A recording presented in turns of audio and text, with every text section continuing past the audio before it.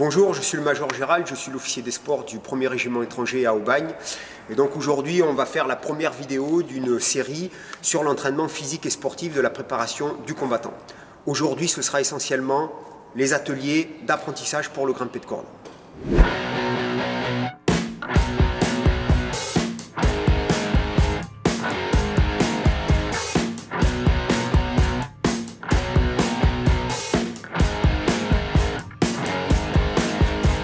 Le grimpé de corde, c'est une épreuve bien sûr qui est musculaire, qui est psychologique, qui est technique et elle nécessite un échauffement particulier. Il ne faut jamais venir grimper une corde à froid, c'est la meilleure façon de se faire mal, de se blesser, d'enchaîner des blessures qui peuvent être relativement graves de type rupture tendineuse ou musculaire. Point important sur la corde, ce sont les différents diamètres de corde.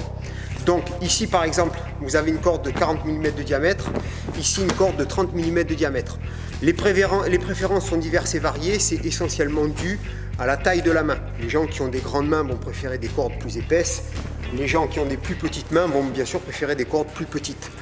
En l'occurrence pour le militaire qui est un combattant, il est appelé à agir dans plusieurs domaines, notamment le combat urbain, il ne va pas choisir au préalable le diamètre de la corde, donc il est intéressant de s'entraîner et de savoir travailler sur tous les types de cordes. Voilà.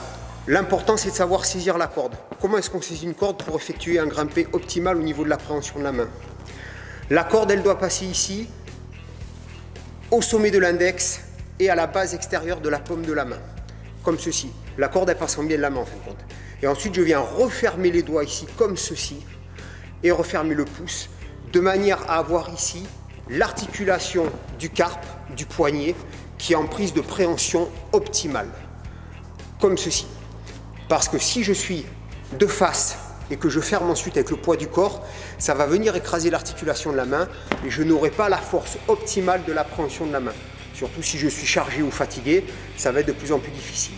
Donc c'est cette prise-là. Pour pouvoir s'entraîner correctement, on peut même imaginer avoir les deux doigts supérieurs ouverts, le pouce et l'index comme ceci, juste pour l'entraînement. Alors il y a deux paramètres à prendre en compte pour le grimpé de corde. La première chose, c'est la hauteur de la corde. Donc il y a deux types de hauteur.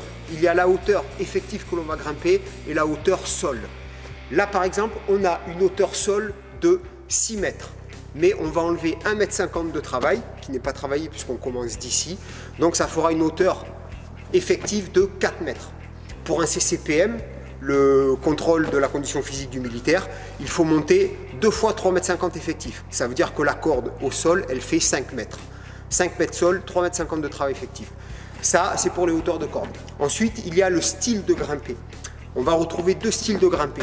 Le premier style qui est dit bras seul, qui impose au candidat de grimper uniquement avec les bras.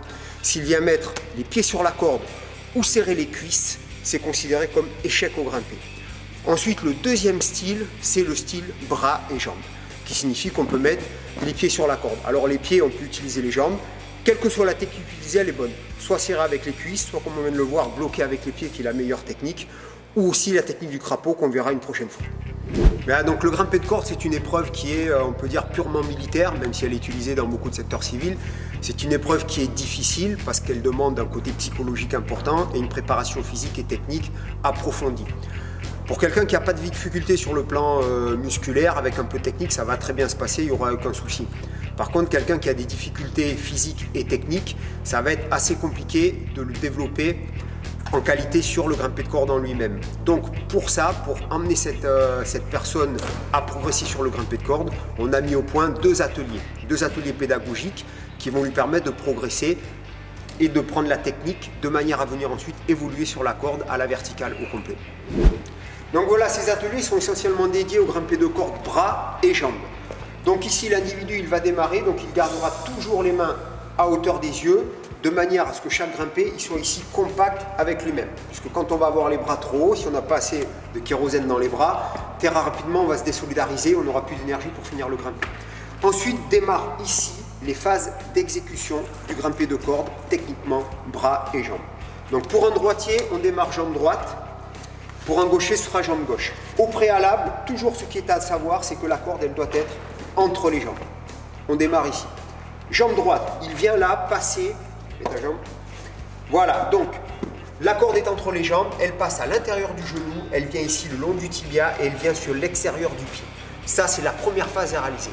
L'individu, le candidat, doit toujours avoir contact sur la corde avec le tibia, comme ceci. Très bien. L'erreur à ne pas commettre, c'est de venir allonger la jambe. Pourquoi? Parce qu'ici, vous perdez le contact avec la corde. Si vous n'avez pas assez de jus dans les bras ou que c'est la deuxième corde que vous êtes fatigué, là, ça va être très compliqué. Et si en plus, il y a une charge type sac à dos ou armement, c'est l'échec. Donc, on revient ici. Ça, c'est la première phase. Deuxième phase. Il va venir ici lever le genou au-dessus de l'horizontale. On vient toujours regrouper au maximum pour gagner un maximum de distance sur la corde, ce qu'on verra plus tard après. Avec l'autre pied, il va effectuer ce qu'on appelle la récupération de la corde, très très bien. Et il va venir ici marcher sur son pied pour écraser la corde. Une fois que ça c'est réalisé, il serre les cuisses et là, il est complètement compact. Voilà la réalisation du grimpé de corde techniquement au niveau des jambes. Reviens au départ. Contrôle de la corde ici. Il lève au-dessus de l'horizontale. Avec le second pied, il vient récupérer. Les deux pieds écrasent la corde et en même temps, il serre les cuisses de manière à bloquer la corde ici. Voilà. Une fois que ça s'est réalisé, il va pouvoir, quand il sera au sol et sur la corde à la verticale, pousser sur les jambes pour pouvoir ici grandir de toute sa taille, toute sa hauteur et attaquer la deuxième brassière. Voilà. Donc l'individu ensuite, on peut le faire travailler. Retire tout. Voilà. Et là, il travaille ses phases. Voilà, il récupère, il lâche, il répète. On peut le faire travailler les yeux fermés, la tête en haut, on peut même l'embêter un peu. Voilà, il doit travailler. Une fois que cette phase-là, elle est maîtrisée, une fois qu'il maîtrise bien le blocage ici, on peut aller sur le deuxième atelier. Attention, avant d'être acquis, que ce soit vraiment imprimé au niveau du cerveau, il va falloir le répéter plusieurs fois. Très bien, on bascule donc sur l'atelier numéro 2. Donc ici, dès le départ, on est la position au sol comme à la verticale. En fait, l'individu s'imagine qu'il est au grimpé de corde verticale. Il reprend sa position, donc les mains à hauteur des yeux, les bras groupés compacts. Et ici, même chose avec sa jambe, il remonte au maximum. Le phénomène qui va se passer, c'est que quand vous allez être sur la corde à la verticale, en remontant les genoux, vous allez avoir une légère bascule du corps vers l'arrière. Il faut maîtriser cette bascule en conservant les bras groupés ici contre le buste. Je reviens ici donc à la position des jambes. Il récupère la corde comme on a vu précédemment sur l'atelier. Il marche, il écrase la corde entre ses deux pieds. Et là, il va utiliser le maximum de sa longueur. Il peut encore même relever plus. Tu peux relever encore plus. Voilà, gagne encore de la distance. Parce que cette distance qu'il a regroupée, c'est celle qui va ici récupérer lorsqu'il va pousser sur ses jambes. Donc regardez, sa tête elle est ici. Si on considère sa longueur de jambe, il peut arriver jusqu'à ce plot ici. C'est-à-dire qu'il va gagner là entre 60 et 80 cm de distance. Pousse. Voilà, très bien. Arrivé là, pas trop vite.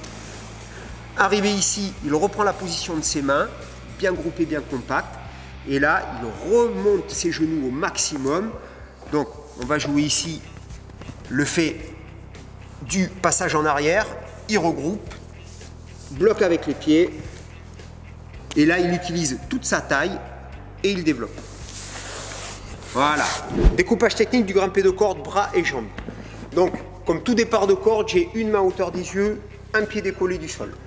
Je viens ici, je vais regrouper l'ensemble, bras, buste. Je vais toujours garder le contact visuel de mes mains devant les yeux. Je ne vais pas chercher trop de manière à ne pas désolidariser et entamer ici la résistance musculaire.